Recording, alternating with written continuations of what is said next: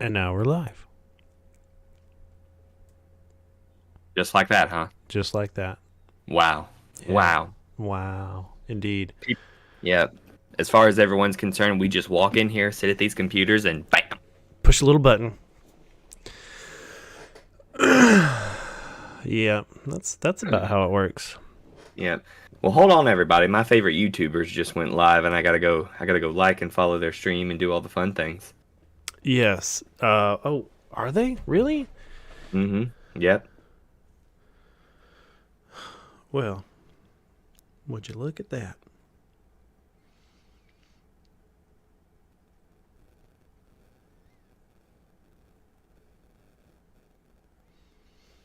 Oh. Excuse me. Wow, that's great.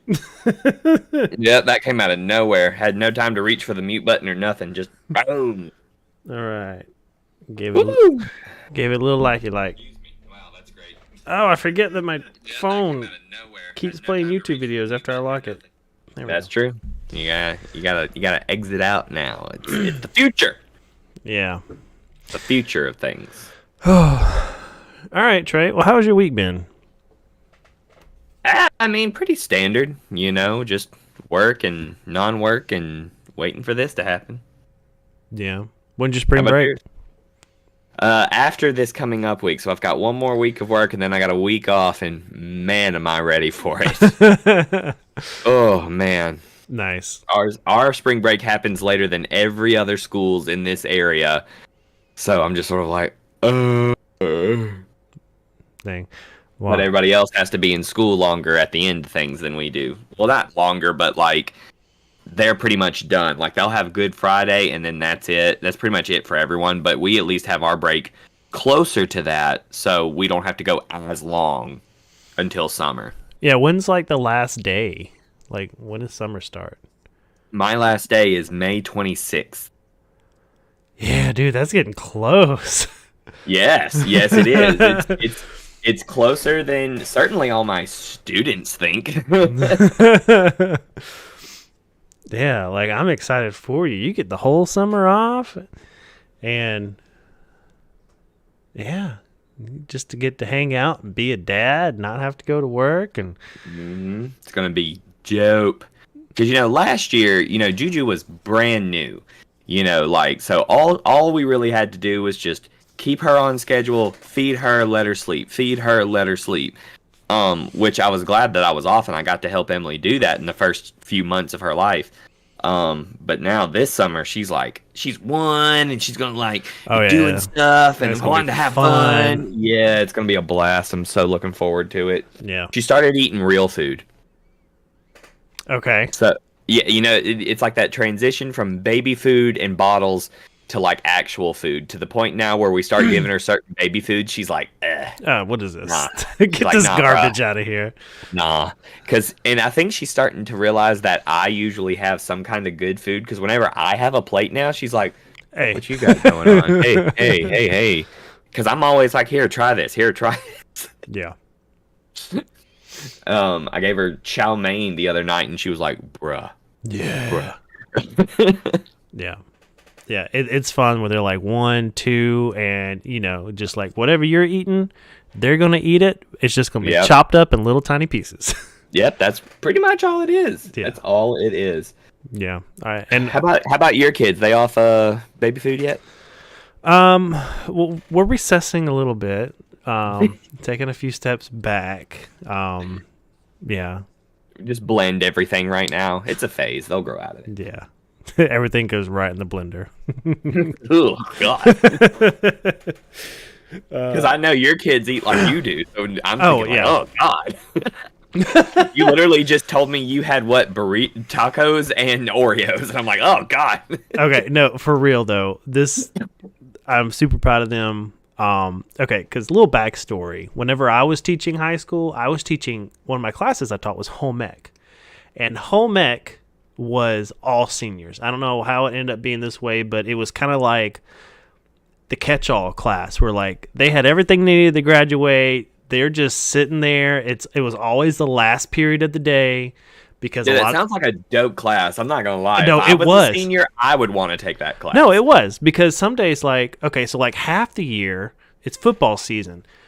Ain't none of them in class last period of the day because they're all cutting out early for pep rallies, going to the game. They've been gone since lunch. Right. And so some days I'd have 2 students when normally I'd have like 25. But, and then the other half, like the rest of the year, like a lot of these kids are co-oping. So, they're cutting out, like, hey, I'm not going to be there. I'm going to work, or I don't know, whatever. So it was a very like, I don't want to be here. Bye. I had lesson plans for a week. And I might got like 2 days work done. And so I just copy and paste it onto the next week. Pushing it back. Just keep pushing it back. But I had some kids in there, 18-year-old kids, in air quotes there. These should be considered adults at this point. Like, right. Like, you're about to be out of here going to college. Like, I can't, there's nothing else I can do for you. Like, if you're going to make stupid choices at this point, like, it's just going to. It is what it is. My wisdom, is not going to do much for you. But, I had kids. Hold on, my wife's walking in. What? I didn't know you were out streaming. Yeah. You need me, babe? Oh, is that Cup Wife with all her cups? Hold on one second. You got 4 what? Just sold 4 dozen. What? Part where I pick on Chelsea. You hear me? Yeah. All right, yeah. So my wife, okay, a little praise report here. Throw this in with the story. She got another cup. She got another cup. What? I was calling her Cup Wife because that video you. Oh, the TikTok I uploaded. Actually, she did. Nice. She got one. Was yesterday. I almost bought a new blender bottle. I laughed so hard because she was like, "This is my shake. This is my coffee. Yes, this is my that's tea." Every day. That's every day. I know I'm famous. Hold on. Yeah, there you Yeah. are. Over here. Oh, there's Cup Wife. Yeah. Cup Wife, everybody. Okay. Anyway, praise report. None of me is going to church camp, whatever. And these things cost money. Okay, we could figure it out. We're not like destitute over here, but Chelsea. Go to Travis's GoFundMe page to send his kids to church camp. or go find our Patreon link in the That is the thing. doobly-doo. You can do that. You can do that. But Chelsea bakes, and she's awesome at freaking baking. And her main thing is macarons. Not to be confused with macaroons. It's 2 different things. Don't get them started. Don't get them started. Okay. But she just, like, from the time it took me to walk out here to where we're at now, she sold 4 dozen macarons. Whoa, and that's just a lot. Paid for Nona May's summer camp. Yeah. Heck yeah. And she's like, I prayed about this morning. Like, So I was like, all right, God. That's what's up. yeah, I was like, Still hey. waiting on my. I put in a suggestion for a macaron flavor, and I got no response. what was your recommendation for a macaron flavor, Trey? Reuben sandwich macaron. Reuben sandwich macaron? Oh yeah. How about beard crust? Beard crust. Yeah. That's not even a Yeah. food. It is if you have a beard. It is if you have a beard. I was trying to get it to blow up to force Chelsea to try it. Hey, her minimum for custom orders is 2 dozen, right? So if you pay for 2 dozen macarons, she'll figure out how to make you a Reuben macaron. Thank you, Reuben macaron. Well, I don't know if Emily will let me feed him to the baby, so we'll see. What do you say? He was like, I don't know if Emily will let me feed him to the baby, but we'll see. Yeah, baby's first food. Baby's first Well, food. she's older than that now. Yeah. Okay, bye. Love you. Okay. So teaching these 18-year-old seniors how to cook. Okay. I love to cook. Like, I've had many jobs in a kitchen. I know my way around a kitchen. I like to do it. I don't do it too much at the house. Chelsea loves to cook as well, and she's really good at it. And anyway, There's also been a few times where you and I have cooked things together, and we're just like, what if? Yes. And then we just do it. And so, yeah, I had 18-year-old students who did not know how, had never done it, cracked an egg. Like when you say cracking an egg, you mean like with the intention of cooking it or accidentally breaking it? Because I know they've egged a house or something like that. that's different. Okay, one of the things I went through is the different ways to cook an egg, because you can do over easy, over medium. There's literally 100 ways to cook an egg. Soft boiled, hard boiled, poached, basting. Like, we went through all of it every time, like all the different types. Here's how you do it. The poached is a lot of fun because you got them swirling the water and you crack it in there, and they had a lot of fun with that. But I had kids in there who's like, I don't know how to turn on a stove. Oh, jeez, man. Like, I've never cracked an egg. How do I? Anyway. You weren't teaching. You were doing missionary work, it sounds like. Well, the other night, my daughters, I say both of them because this girl that came over is, all right, Noname's 11, about to turn 12, and I think this girl was 13. Anyway, it came over, and Chelsea's real big in couponing. And so, there's like services that will send you all the recipes, all the ingredients with the recipe, and you like cook it up. It's like a meal a day kind of thing. Oh, yeah. We did it for a while because it's actually cheaper than grocery shopping right now. For real. But she got like a week's worth of meals for like $20, some coupon. Oh, thing. yeah. Heck yeah. And so we had all this stuff, and one of the things was like burgers. And Nona, from start to finish, just going off the recipe card, made the best burgers. And I'm not joking. Some of the best burgers I've ever had in my life. That's saying something. Yeah. Like, they were phenomenal. Now let's throw it out here then. Could she be one of the 5 guys? Well, let's just say some of the 5 guys may have been calling her for tips. Dang, I gotta have these burgers. Yeah, no, it was like when you're telling me that kind of stuff, I gotta. Oof. Yeah, like they were good size. Like you could bite into it. You wouldn't like having to unhinge your jaw. The buns were like a sweet roll kind of bun, and then there was caramelized onions. Nice, dude. I'm learning that's a staple of burgers. I hate onions, but I covered this thing in caramelized onions. Like, well, that's what I'm saying. You got to caramelize them. You can't just throw them on there raw. You got to really like onions. Yeah. But I've learned if you do like, it was like those onions I had at Jubilee's party for that. Yes. Those cracker thingies. We put that same thing on a burger not a few nights later, and I was like, oh my God, this is the best thing ever. Yeah. Yeah, the sweet roll bun, those onions, the burger size, with some Parmesan cheese. Like, hear me out. Okay. And then some of this creamy sauce. I forget. It was actually for another recipe because the other girl made tacos, like pork tacos. Like, we had 2 different dinners that night. It was fantastic. But she, there was a sauce that was like sour cream and lemon juice and garlic and something else, and it was super creamy, and I just like slathered that on the burger too. Dude, it was good. Let me tell you about the burgers I made that night. I'm super proud of her, by the way. Like, you tell her Uncle Trey is super impressed that she can make burgers at her age. I didn't even attempt burgers till I was in my 20s. I'm not even joking because I'm like, I don't know how to. Yeah, because you don't get your ratio right, and then suddenly you don't have burgers. You've got meatballs that you're about to try to eat as a burger. There's an art to it, is all I'm saying. Mm-hmm. And so, like, we had these burgers, and we took some of that pimento cheese.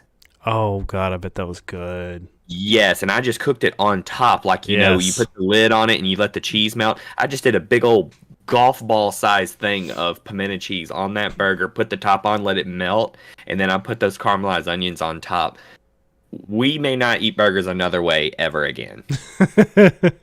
It was so good. By the way, everyone, this is not a food podcast. We're actually a nerdy D&D-esque podcast. Yeah, we'll get there. We'll get there, thank you. Yeah, I would say we don't have very many plans tonight or ever. For real, and this is how I run my games. Yeah.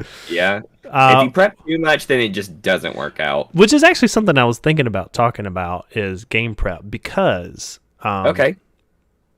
And we'll get to this because I'm not done with my food story, but okay. Because 2 things, Jeremy is looking at running a game, like because we stopped the other game that we were running. And Jeremy's coming out of retirement. Oh my God! Well, he was running that game that I was in every other Friday. Where'd you go, Trey? What happened? Your webcam failed behind the thing. Oh God!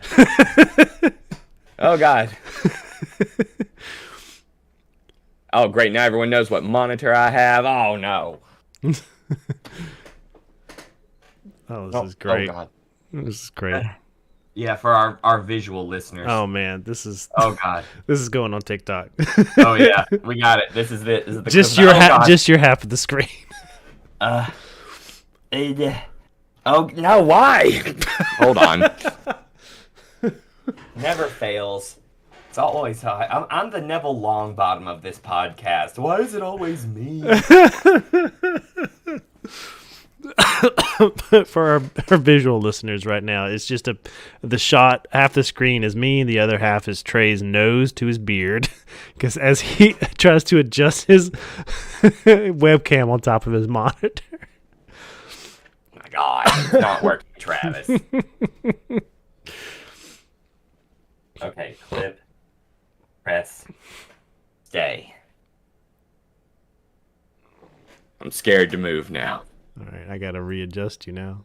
Yeah, I figured you would, man. The whole thing was just jacked up. Woo, okay. There we go. I got you centered again.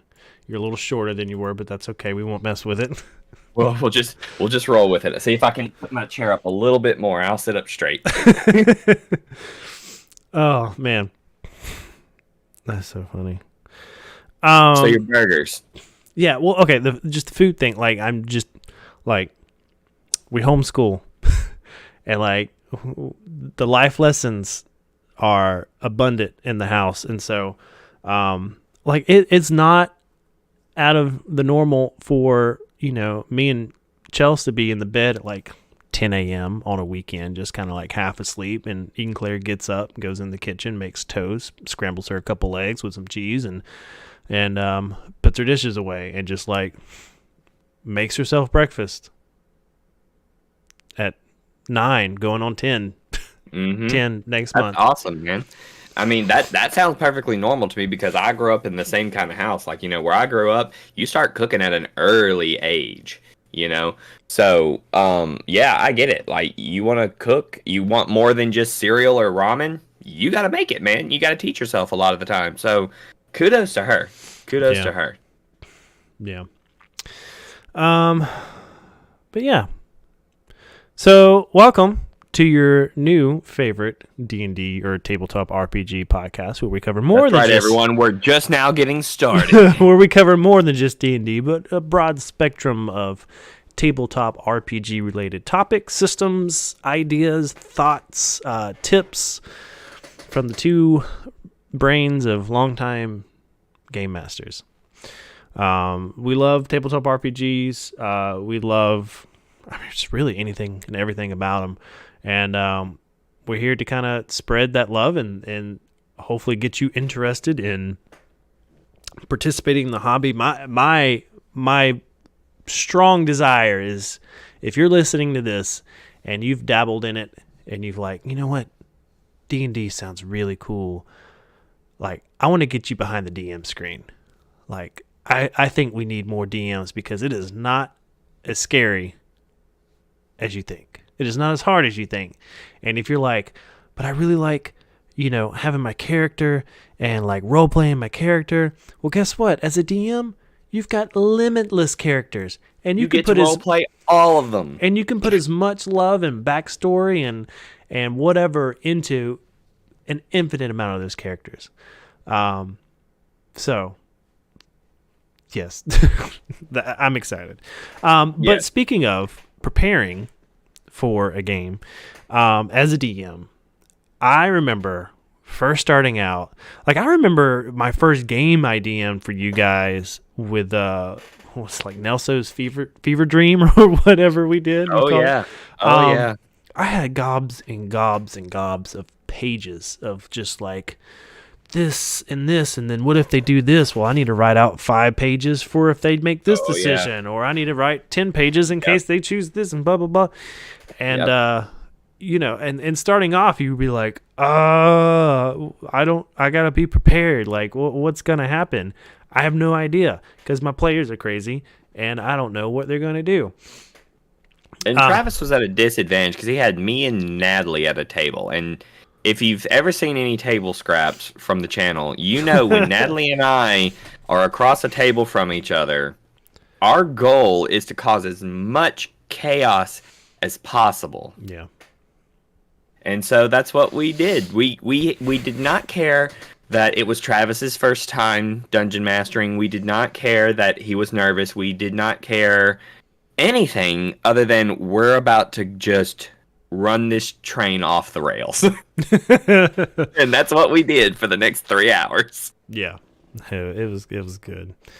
But yeah, and so in the many years that I have DM'd, I've gone from, writing a short novel for every session to getting it down to like 1 or 2 pages of kind of bullet points. Like, and there's an exception to every rule, but for the most part, like towards the end of my 2-year game, I got it down to, I had a notebook, and for each page of the notebook was like a session. And I wrote down the top 5 things I wanted to happen in this session, because I learned that, if I want the group to find a book that has some lore in there and like a clue for what they're trying to do or look for or what they need to do next, I can try to plan out the coolest thing for them to find the book, and it may never happen. Like, they may never go into that library that's in the one part of the dungeon. They may skip right over it and go to the second floor or something. I don't know. But I learned over the years, like, okay, I'm going to write down the top 5 things that I want to happen in this session. Number 1, they need to find this book. Yeah. So that frees it up for me, because I'm the only one who knows this. The players don't know this. But that frees it up for me to throw that book in a desk, on a bookshelf, in a dungeon, on a monster, wherever it may seem dramatic and creates, drama and furthers the narrative in an interesting way. That book can appear anywhere I want it to. That's right. And so, like, I do the top 5, like, I want them to find this book. They need to meet this NPC. It'd be really cool if this encounter happened, et cetera, et cetera. And so that freed me up to be like, okay, this would be a good point to bring in that monster. Or, ooh, this would be a cool time to interact with this NPC. Maybe they're drinking at the bar because they're at the tavern. Or if they're not at the tavern and they're out in the market, maybe they can bump into that NPC at the market. I can put them anywhere I want to. And so that really, really allowed me to just go with it. Just wing it. And feel comfortable winging it. And I might have gotten a little too comfortable sometimes, because I'm just like, I don't know what's going to happen next, but I'm just going to go with it. But I had my top 5, and I was like, okay, if these things happen, it'll be interesting, it'll be a good session, and we'll make progress. So, Trey, what's how has game planning changed for you? Because I imagine it's not the same as it was when you first started DMing. No, I took a very similar trajectory with you, and I planned and planned and planned and planned and planned and planned and planned. And of course, the one thing I didn't plan for, that's what they were doing that week. Yeah. And I'm like, here we go. But I actually had an advantage because I did improv and theater when I was younger. So I've always been able to sort of fly off the cuff. So I realized I need to lean more on that. Like your advice is great. Have like the things you would like to see happen, but you got to be able to roll with it, Mm-hmm. There's a whole philosophy about this. It's called The Lazy Dungeon Master. And it's a book I recommended. It's called Sly Flourishes The Lazy Dungeon Master. Highly recommended. It's phenomenal. I've never heard of that. Oh, you got to get it. It's like $1.99 on Kindle. It is so worth it. Really? Okay, done. Yes, you got to look into it. And he talks about this whole philosophy of, you need to prepare, but you really don't need to prepare. Yeah. Like, you need to just know what your characters were doing last week and basically know the world around you. And that's sort of what I've adopted is I spend majority of my planning time fleshing out the world of my game. That way, no matter where they end up, I know what's going on. And so I've just started leaning more into the world, and then my players just go wherever they want. And Yeah. then that way, if they go one way or another, I've got something for them because I'm like, well, what would be going on at this time? Oh, that's the yada yada, so that means this is happening and blah blah blah blah blah. I've really just sort of noticed the world is what's there. The players are literally just in it. Yeah. So I've spent more time here recently fleshing out my campaign setting, I guess you could call it. And I actually have a lot of fun doing that. Like, I've got so many notes on so many things about this world that I have created. And I think it would be fun to get it out there someday, but that means it would be done. And it's not done. It's probably never going to be done, but, you know. Yeah. And that can go, and I really like what you said about knowing your world. Because if you know how your world, and when I say world, I'm talking about like your NPCs, your big bad, your cities, like, I mean, just everything about the setting that they're in. If you know how your world will react to what the players do, then it just kind of makes it makes that improv so much easier. Like, if you know your players are in a small town cutting a fool, like, you know, I know, like, these are how the guards are going to react, or these are how the town folks are going to react, depending on if they're doing stuff that they shouldn't, or if they're like being super heroic and, you know, they're going to get rewarded. Yeah, and kind of going back to my top 5 thing, like, your players. Sorry, I'm kind of congested. I keep having a nose thing going on. Like, there's been many times where, like, I'll have my players start in a little town or the capital or something. Like, there's this point A, and I don't really know too much outside of that. And starting off, I wouldn't, like, I'd focus on that one town. But if they ever decide to go out, like, unless you've taken the time to hand draw out a map or make a map, and, like, they went to the thing and bought a map and, like, here's the map, like, just have that one town on there, and, like, you can make up cities on the fly or make up towns. Like, there's been times where, like, they're going through the woods, and I felt that it would be good for the story for them to come upon a small village. Like, Yeah. didn't have a name for it, didn't plan for it, or whatever. There's never been a village in these woods before, but they don't know that. I didn't know that, whatever. It's just like, bam, there's a village. And guess what? You just did a little world building on the fly. Mm-hmm. And whenever, I don't know, the players kind of get to contribute in that, like, part of the world building. Yes. It makes it, I don't know, it makes it better for me. Like, go ahead. Well, I was just gonna say, like, that does make it so much better. One, they feel invested in. Two, it helps you. Like, the way orcs work in my world is based solely off of one player's backstory, because he dove deep. You know, he was a half orc and yada yada yada, and so he starts developing all this stuff, and I'm over there like writing frantically. I'm like, holy crap, this is so good. You know, so he is creating orcish culture for my game setting, and I'm just taking it because it works. Because it wasn't like traditional orc stuff. It was a little bit different. So I'm like, I love this. I think it's great. So he created basically how orcs function in my world now, because he liked his character and he wanted a good backstory, and he did it. And I tell people all the time, you can have as much or as little backstory as you want. Just know that if you have a lot, I'm going to use it against you at some point. Yeah. Oh, man, that's always a fun part as a DM. Like, if your characters are invested and they come up with a backstory, use that. Use it. Make it part of it. If you really want, I was going to say, if you really want to, like, get in there and, like, kind of push your characters a little bit, I've personally, like, played in a one shot with somebody, and the DM sent me, like, a little survey, and it was like, what's your character's favorite food? What are they most scared of? What's their favorite animal? Like, get your players thinking about these things. You know, what's one secret that you know your players never told anybody else? these like things and then slowly just drop them. And like that happened, and the DM just kind of gave me a side eye because it was like the secret thing. And nobody else at the table picked up on it because they had no idea. But I remember filling out that form, and I just kind of like got wide eyed, and I looked at the DM, and she was like, Yeah, yeah. like that. Going back to your orcs thing, I had a similar experience with Warforged.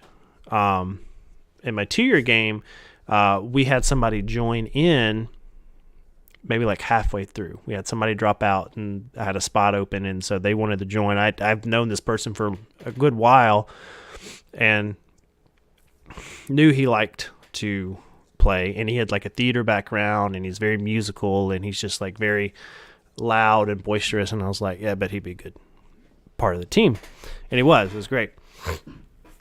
But he wanted to play a Warforged, and I haven't gave Warforged a second thought in my world. Nobody was playing a Warforged, whatever. And so kind of talking to him, I was like, okay, here's a little bit about my world. Like, this is what the players are doing. At the time, they were kind of going head to head with this ancient blue dragon. And it was like, players only know of 2 dragons that live in the world. And they've learned through history that there was a big ancient dragon war thousands of years ago where most of the dragons died off. Okay. And he was like, I got it. Can Warforged be weapons that were created during the Dragon War thousands of years ago to help combat these, the dragons or whatever? Yeah. And he was like, and we were fleshing that out, and as we did, like we figured out that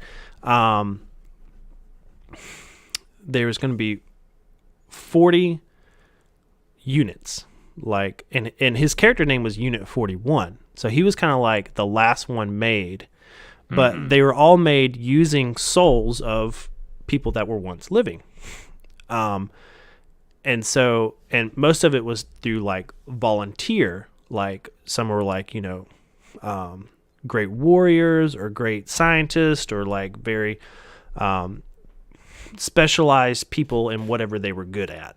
And they elected, for the sake of defeating these dragons, I volunteer to part of this experiment and put my soul in another body to live basically forever. And so 40 of these units were made. And since then they've all disappeared or malfunctioned or whatever, but he made it his goal to seek out all the older units. And so then I get to like, okay, so in my world now, these are how Warforged are made. I didn't come up with this, the player did, and it was a brilliant idea. And now I got to drop a little bit of that lore as they're exploring. So we didn't find all 40 units, but there were several units that did surface up while they were adventuring, and it was like a cool thing that everybody got a big kick out of, because it was talked about, like, oh, because they found him in a old dwarven underground city in the king's treasure room. There's like a hidden treasure room that the king had. Like, this whole thing was abandoned for who knows how long, but they found him like in a pile of gold, just deactivated, and they pulled him out and activated him. And anyway, so it was good stuff, but it was very similar to your orc thing. Yeah, that's great. I love that kind of stuff. I would recommend that as new things get up, if you hear something that you like and you're going to make it part of your lore of your world, remember it, like write it down, make it part of everything that you're doing, because if you forget and decide to change it, you can do that, but at the same time, I don't know. It doesn't feel as cohesive as far as gameplay goes to me. So, I wanted to ask you this, because you were talking about how you got to drop lore and stuff, and they were discovering things kind of as they went. Have you ever dropped lore that could very much help your players, but no one picked up on it, so they just kept going? Because that's happened to me several times, and I'm like, y'all could have just had a so much easier time if y'all had listened to me. But I already said it, and everyone's moving on now, so here we go. And can't, it's just I can't, nothing's coming to mind. Well, one thing's coming to mind, but it doesn't really apply. So early on in the game, I like to do a thing as a DM. Because I usually do level 1 characters. And when they get to level you gotta put 3, in the work. yeah. And when they get to level 3, because you get to level 3 pretty quick. Oh, Why? in my campaigns, it's like 6 sessions. See, I would even say it's fewer than that for mine, maybe like 4, depending on what we're doing. But level 3, and I like to put something in the game to allow them to easily change characters if they got to level 3 and they realize... No, I take it back. It's 3 sessions. If they realize, this character's not for me, I would like to play something else without it being just like completely weird for, the story of the game. Right. So last time I did that, what I did was, and this was not planned, I had a TPK, total party kill. They went up against a dragon at like level 3, and I put the dragon there because dragons exist. Just because you're level 3 doesn't mean there's not going to be a dragon around. Yeah, for real. You just got to have the brains to be like, nope, I'm out. But they decided to take it on at level 3, and they got wiped. And so I used that. I left it at that. Like that was a cliffhanger session where like they all died, and I'm like, and that's where we're going to end tonight. And so I took that as like, okay, let me go home and figure out what I'm going to do. And so what I did, because they died in the lair of like a necromancer or a vampire, some undead something.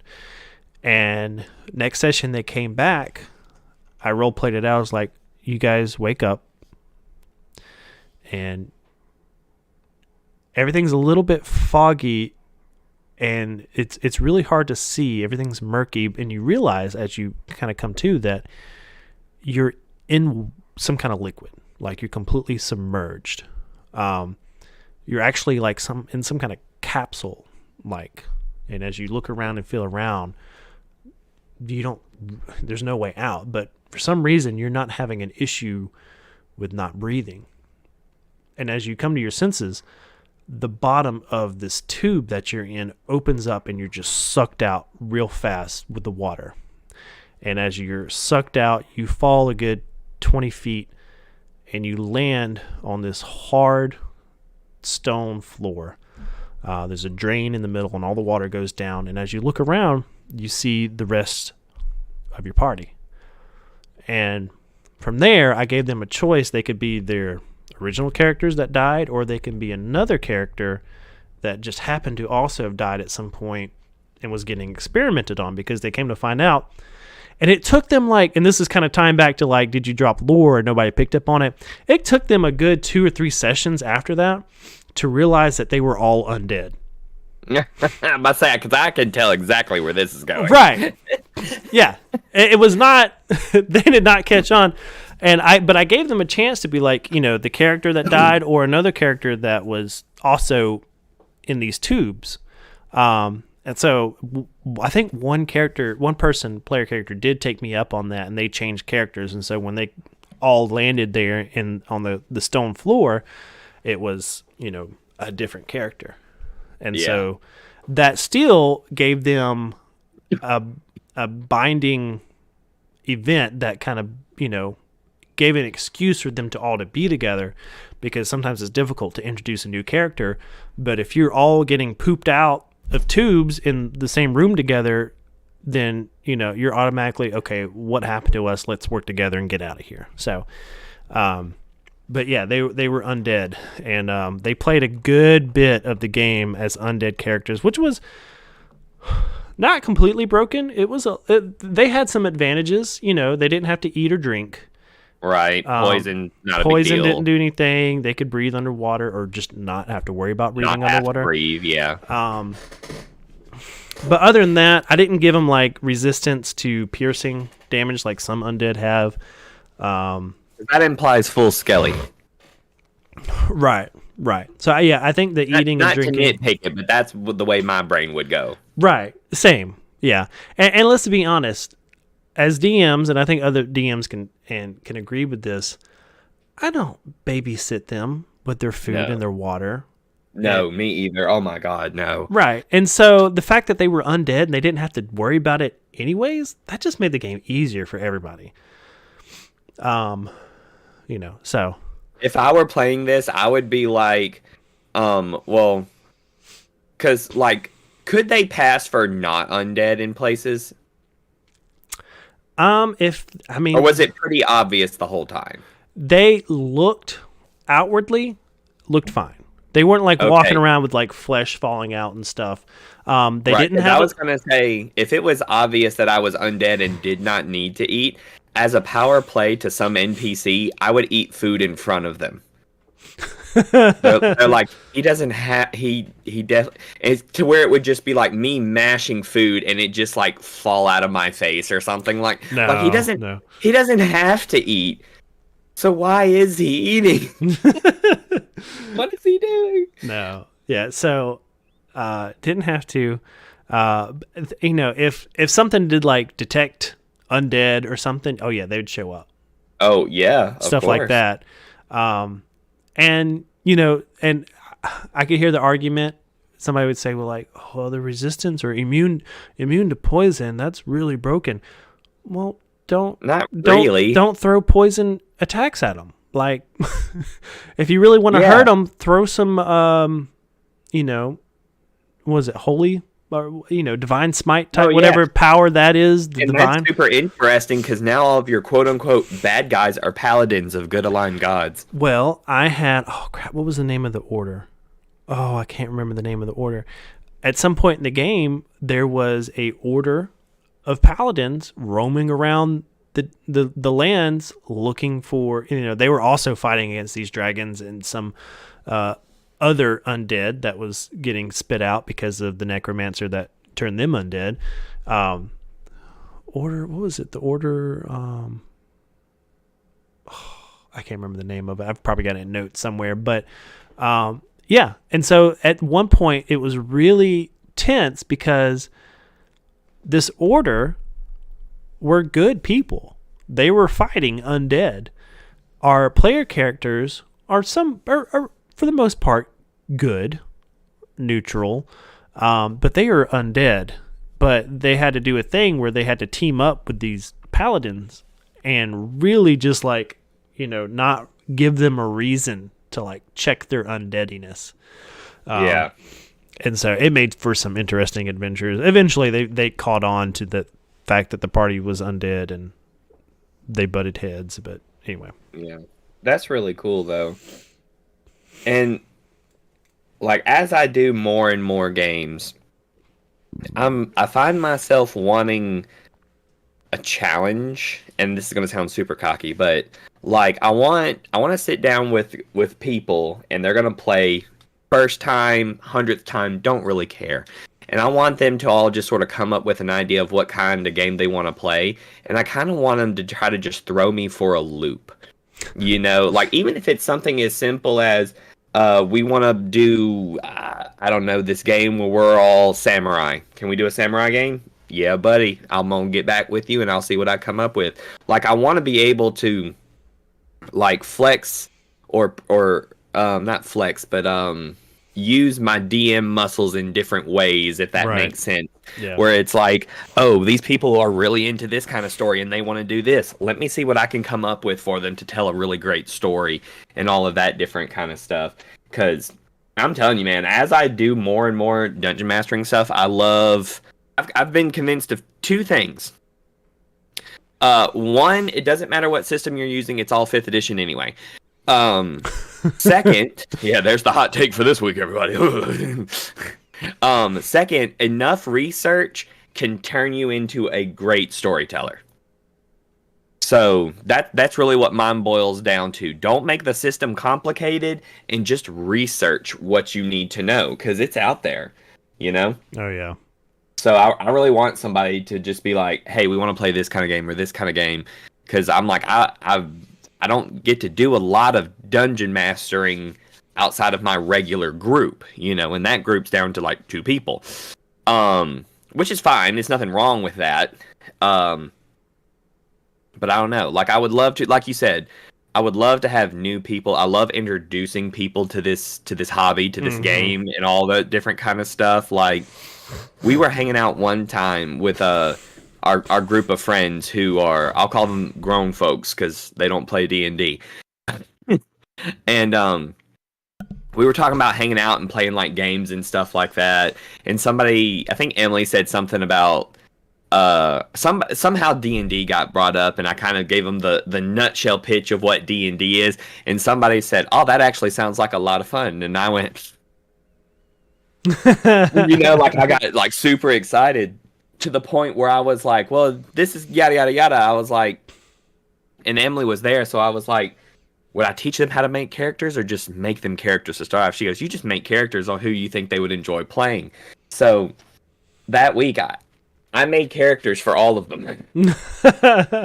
Like they each have their own folder. I know the audio listeners can't see, but I'm holding folders with names of each of my friends in this group, and I have made them characters. I've got concept art for them. Like I just went with it. And so like whenever they're like, "Hey, let's give that a go," I'm ready, man. Like I'm excited for that. Nice. Because these are not just people who haven't played D&D in a while. These are people that have literally never played D&D. Oh, that's so good. And I say, and you know what I'm talking about. That's Yeah. exciting. Oh yeah. That's exciting when you get a batch of newbies, greenhorns that have no idea what they're doing. Oh, it's the best. It's the absolute best. Yeah, because because you have an opportunity.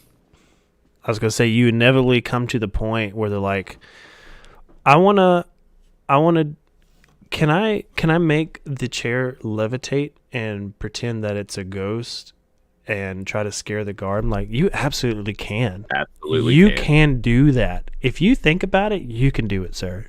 Yeah, and they're you like, can at least and then roll you to see the what happened. light. Yeah, you can see the light come on in their brain. They're like, wow. Like, whoa, I I could just take it and do it. Like, Yeah. and then we roll for it. I had that moment with my daughters. We played a few sessions for their first kind of official game, and Claire was I think Claire was a wizard, and she was like, "Can I use Mage Hand to grab the keys off the guard's belt?" And I was like, "Yes, yes, you can. We could try that anyway." So she made rolls for it, and it happened. And then something else happened where she was like, they were trying to get out of a cave / jail thing, and there was like a cave tunnel, take a left, and then take a right, and then that's the exit. And she's like, "Well, I want to make a misty cloud in between this turn and this turn so they can't see us run out the front of the cave." And I was like, "Yes, ma'am. Yes, ma'am, you will do that." Yeah. So good. Yeah. But that goes back to the whole don't prep too hard. Right. Because if you're one of those, this is the way this goes, No. DMs, the first time somebody says, "Can I do this?"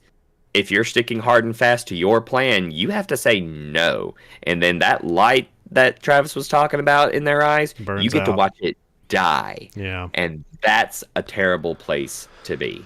Yeah. Yeah. It is. Yeah. And so I'm going back to game prep. Like I'm trying to wait till my schedule kind of gets situated with this new job, but I have the biggest itch to run a game now. Like it's been a while. I haven't done it in a while. I've taken a long break, and I'm just like, I'm ready to run a game for some people. Like, Yeah. and I kind of like, I know for a fact like Jeremy and Brooke would be like down and they'd play in it and whatnot, but I'm just like, I want a bunch of random like I know, just that's what I'm saying. Like it's that itch to be like, give me just some randos that I don't know what's coming. right, like just put it out there. Like as a DM, like I know I could just put online like, hey, I feel like DMing for somebody who's got a group that needs a DM, and I would get tons of hits on Facebook or social media or wherever I would post it.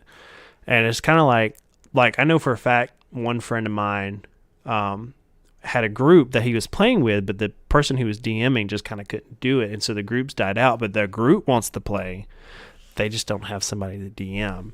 And he was like, "Dude, if you want, like, I don't know any of these people except for that one friend and his wife. Now his wife plays in it too, but I know I'd be like, hey, I want to DM for your group. He'd be like, let's go. Like, oh yeah, yeah. You want to do it this week? Like, we can start right now." Mm-hmm. And it's weird because I would like to do all of this as much as possible, but you do have to balance the time it takes to run even one game. Yeah. Oh, Having yeah. one regular game takes up so much time. Yeah.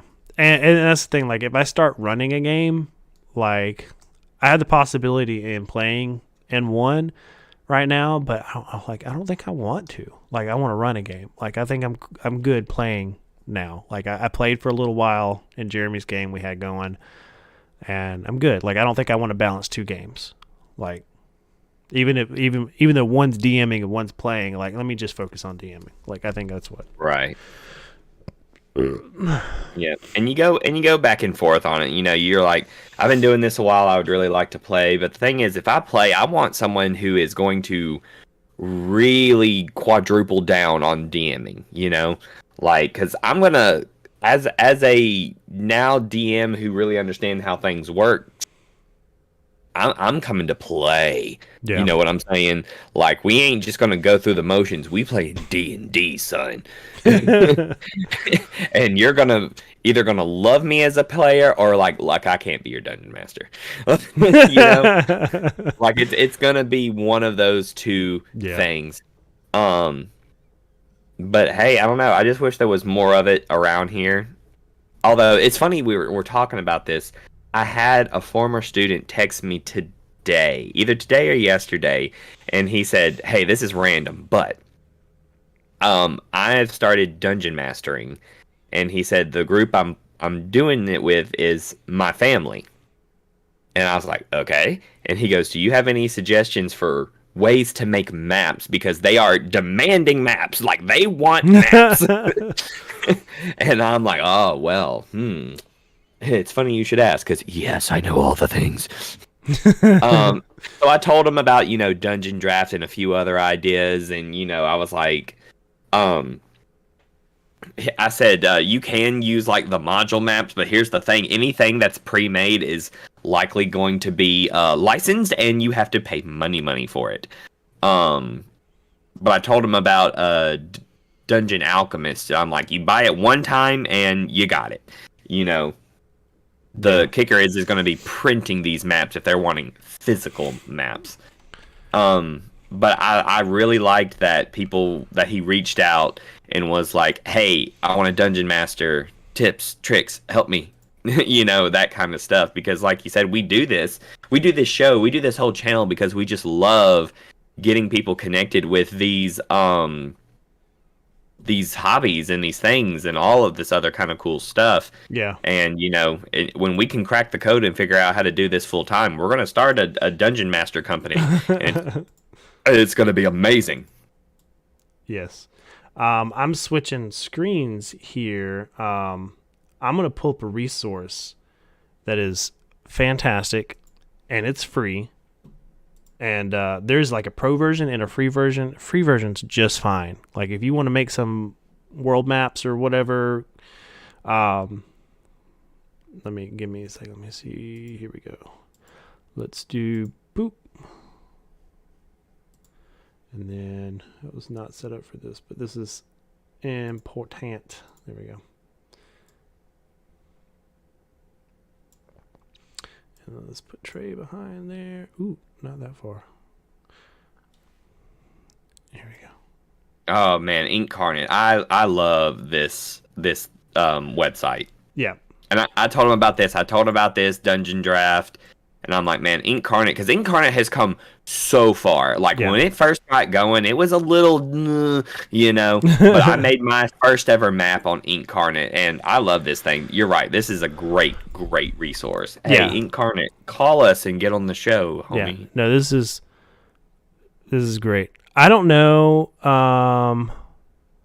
I guess they're doing monthly, but I got on when you just paid one time and you get the pro. And so I think that, let me see here. But even like that pro yearly thing, $25 a year is not bad Okay, so I'm not pro. Whoop-de-doo. anymore. But these I made in the free version. Okay. Upgrade Pro to access Pro Maps. I guess I didn't. Excuse me. But anyway, let's go.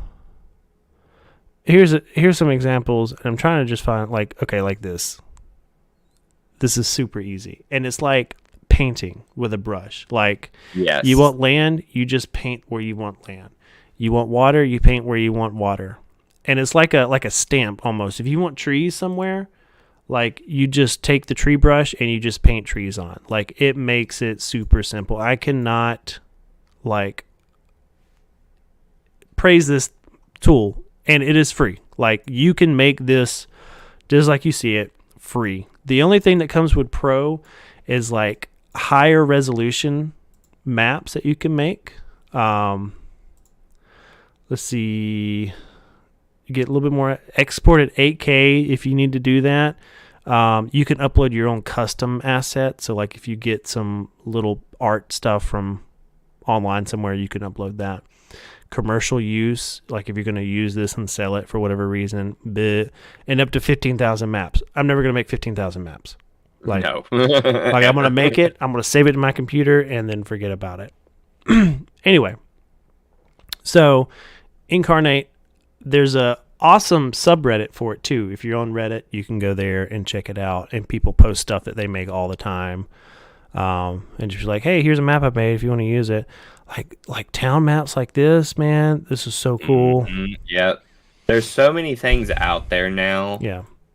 Like, if you can't find it, I would be willing to be like, you're not trying. You know, because even like show them the maps on YouTube, Travis. What you talking about? Like, just go to YouTube and type battle map.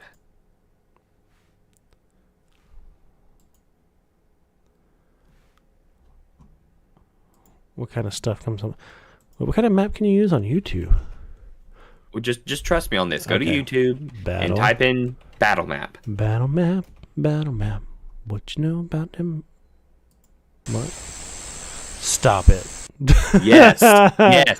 You see what I'm saying? Like, the very first thing that pops up is a playlist of dynamic battle maps, and there's 177 of them. Oh my god. And now you hit play and watch it, Travis. Oh, I It's know. moving. It's moving. It's got all the ambiance. It's doing stuff. Yes. So do you know what you do? You pop a flat screen on your table and plug this into a laptop, and there's your dynamic battle map. That's Boom. so cool.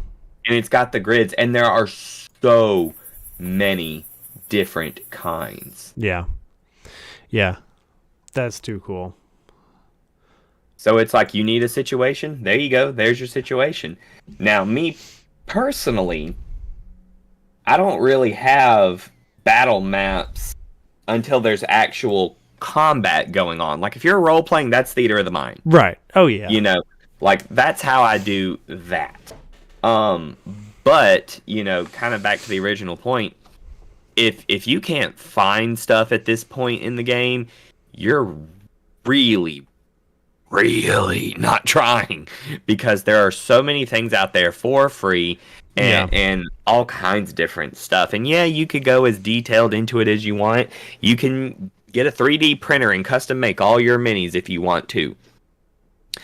Or you can, you know, punch pictures out with a circle cutter and say, oh, look, it's a token. Dude, I've got a 1-inch hole punch just I for know. that. And I I've know, hole that's what I'm saying. punched. I've hole punched monster cards. Like, you can buy the deck of monster cards from the bestiary, or Magic the Gathering cards. Like, I just made a couple people shiver there when I said that, but I've hole punched those, like the monster faces out. Yeah. Magazines, comic books, like anything that looks cool. I'm like, oh, that's cool. The backing of action figures, like, oh, that looks like a cool character. That could be an elf. Hole punch his face out. That's a 1-inch token right there. Oh yeah. Oh, no, I'm gonna grab something real quick. I'm gonna take my headphones off. Okay.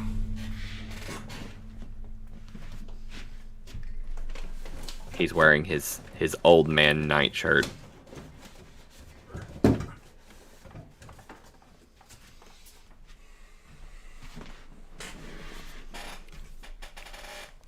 Okay, so this won't be as entertaining. What are you laughing at? Nothing. I commented on your nightshirt again. Oh, yeah. I'm actually really hot in it, but I don't feel like taking it off. Well, it's police. What are you expecting? Well, it's cold outside, but it was warm in the shed. So this map, okay, what I like to do, okay, and this is like special occasion type stuff. Like, I designed this on the Dungeon Draft thing that we mentioned. We didn't show it on stream, but I've purchased that, and it is my favorite.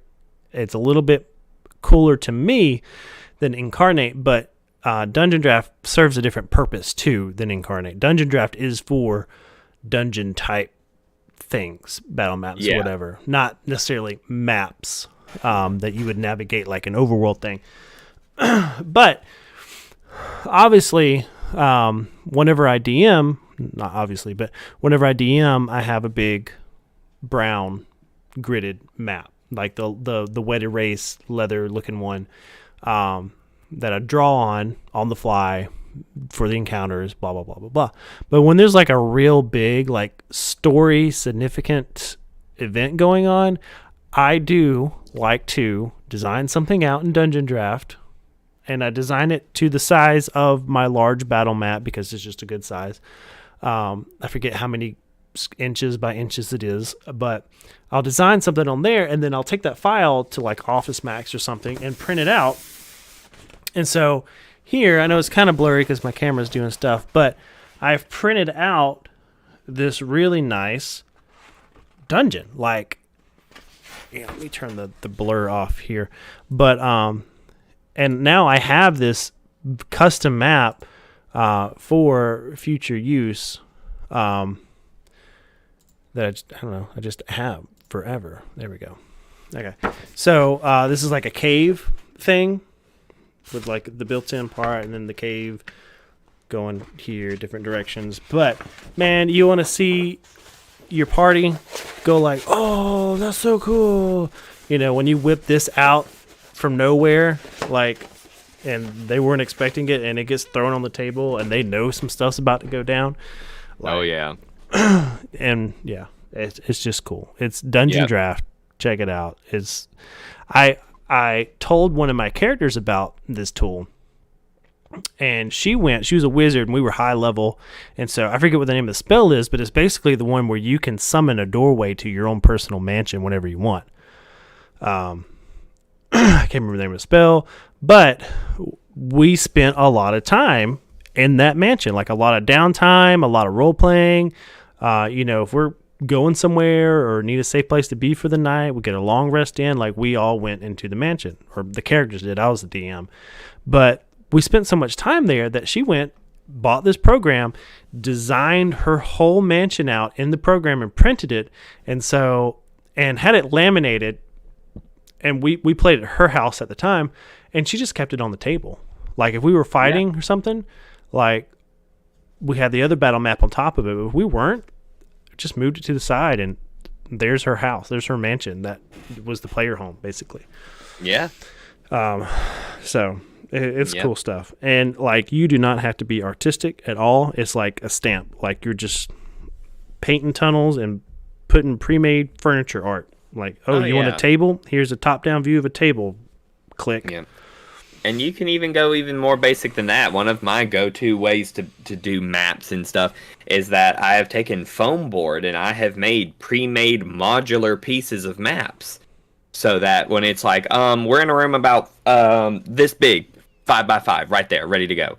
You know? Yeah. And you know, it's just you add to it and build it the way it did. And originally I built it because I did it was a modular dungeon from a D&D source material, and it's a huge map, and I made it to scale, but it was in this modular map foam board situation. And so my players are just playing, and there's like, all right, let's go in here. And it's like, here's the first hallway. And then as they went through the dungeon, I just kept adding pieces and adding pieces and adding pieces. And you could tell they were like, oh, dang, this is bigger than we thought. And I kid you not, the first time I said, hold on, we need another table. And I pulled another table up to keep adding to the map. They were just like, whoa, what? And it was just huge, and we were using like folding tables. So Yeah. we had like 2 or 3 of these tables. At a certain point, nobody's sitting anymore. We're just walking around this thing like it's this giant war map. And they're like planning and doing all this kind of stuff. Like you could tell, like, it wasn't anything too impressive. It was basic white foam board with squares on it. But the fact that it just kept getting bigger and bigger and bigger to them, they were just, they liked it. They enjoyed it. That's awesome. And now I've always got those pieces to just whatever, we need a space. There you go. Real quick. Yeah. Yep. Yeah. All right. I don't know. I guess this is the episode on game prep. Yeah. I mean, do you know who I would be very interested, whose brain to pick for this kind of thing? What? Phil Chalkers. Oh, yeah. Yeah. Yeah, like we're kind of been. I tagged you in that thing. I really think we need to get Phil on the show. We need a guest on here to sort of just bounce other things off of. Yeah. And Phil's an interesting guy.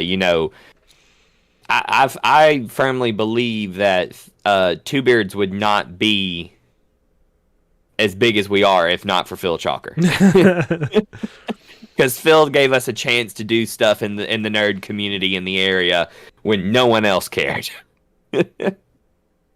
Yeah. So I think it would be cool and kind of see what he's going and plug what he's got going on and get involved more, Yeah, I'm down.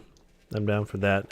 For those who don't know, Phil Chalker is he was the one who owned a local game shop in our area, Fanatics, and for a few years put on a convention here in Southeast Alabama called Fanaticon, where we always had a booth. I think the first one, me and Jeremy actually had a booth. We did like a Minecraft. We were trying to start a Minecraft server for the area for people who like Minecraft as much as we did. But then after that, me and Trey have had one for Two Beards Play, where we just sold handmade nerdy merch, plugged the channel, met with people who knew us, live streamed while we were there. And then the last one, the Table Scraps crew. There we go. Put on a live D&D show at the Dothan Opera House. Oh, it was so good. It was fantastic. It was fantastic. So great. And you can see that there's a two-part video on the channel, on the YouTube channel. It got recorded. I think I recorded it. But anyway, it's fantastic. It was good. We all got dressed up in cosplay, and the player, I was DM, but the players role played the characters out, and it was fantastic. It was a lot of fun, and more people came to see it than I thought were going to come see it. Yeah. So we actually had an audience, and it was a good time. And all of that nerdy camaraderie came around because one nerd had a vision on a community, and so Phil Chalker was that nerd. So I think he would be great to talk to on the show. Yeah. And Phil no longer has Fanatics. He chose a different career path whenever COVID hit, and it was, things got hard. crazy. Yeah. It was hard. But he has now revitalized it into a publishing company, and he's got some projects he's working on, which look really exciting. So we can get him on there and reminisce and talk about what he's doing, what we're doing, and I think it'll be a good episode. I think it'll be good too. I'll reach out to him this week because he said, "Hey, you guys say when and where, and we'll make it happen." And the way this show goes, I think it would be pretty simple. It's to be like, can you get on a Discord chat with us? Yeah, that's really all it's gonna be. Get him on video chat, and I'll put his little face somewhere on the screen, and we'll make it happen. It won't be. We'll go from there. Yeah, I'll reach out to him this week. So yeah, definitely be here next week for a possible guest appearance. Yeah. If not next week, hopefully for sure the week after that. Eventually. Yeah. Yeah, if nothing else, we'll get it on the books. Yeah. All right, sir. I think we're good. I think we are too. Yeah, good episode. Yeah, thank you guys for hanging out with us. If you hung out with us live, you're awesome. If you want to catch us live, we record these Sunday evenings around 7-ish. But if you want to get a notification, you can go subscribe to our YouTube channel, turn on notifications, and become part of our Discord, where whenever we go live, it notifies you on Discord. Also, go check out our Patreon. We've got a lot of really cool tabletop RPG related tiers and stuff that's, I don't know, it's just fun. And you get to support two nerdy dads doing what they love to do. Yeah. So go like us on that. TikTok, we're over there making shorts occasionally. And then I think that's it. Yeah, pretty much. Yeah, Patreon. I said Patreon. TikTok, YouTube, and Spotify. If you want to just catch the audio version, you can catch it over on Spotify. All right. Yep. What you gonna do now, Trey? I am going to get this recording put up on Anchors or / Spotify, which Anchor's different now. It's not Anchor anymore. It's like Spotify Podcast. They like got bought out by Spotify. So I'm like, you know what? Good for y'all, man. Doing something so well that a major company is like, we want it. That's funny. But yeah, I'm gonna get that loaded up and kind of go love on my girls for a little bit before I gotta go to bed and do all the stuff and work my nerdiness into my week somehow. Because if I ever get any downtime, I'm thinking about something nerdy. Yeah. All right, sir. Well, until next time, I'm Travis. I'm Trey. And we're Two Birds Play. And we'll see you around. Bye. Bye.